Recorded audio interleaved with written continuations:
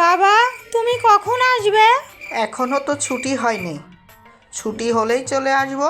তুমি কিন্তু আমার জন্য সুন্দর একটা জামা আনবে।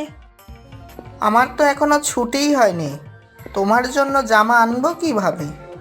তুমি যদি জামা না আনো, আমি তোমার সাথে কথাই বলবো না, নানুর বাড়ি চলে যাব, আর আসবও না। আরে বাবা, এত রাগ কেন?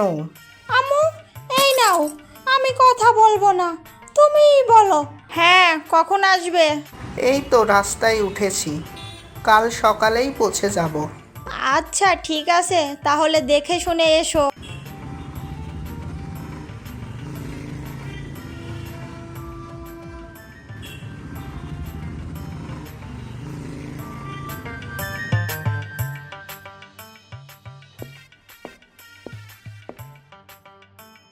ভাই, আমার 6 বছরের মেয়ের জন্য একটা সুন্দর জামা দেখান তো, যেন তাকে দেখতে পরীর মতো লাগে।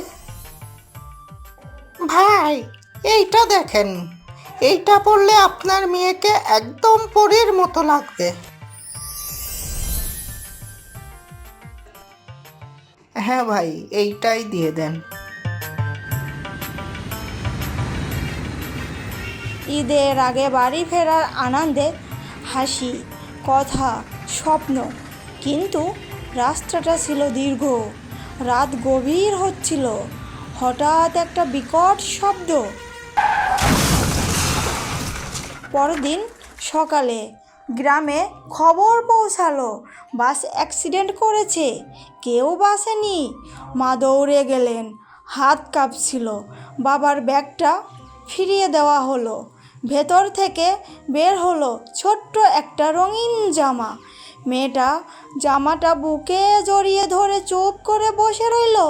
কিছুক্ষণ পর ফিস ফিস করে বলল, বাবা, তুমি তো বলেছিলে কাল আসবে। আমি আর রাগ করব না বাবা, শুধু একবার এসো বাবা, ও বাবা।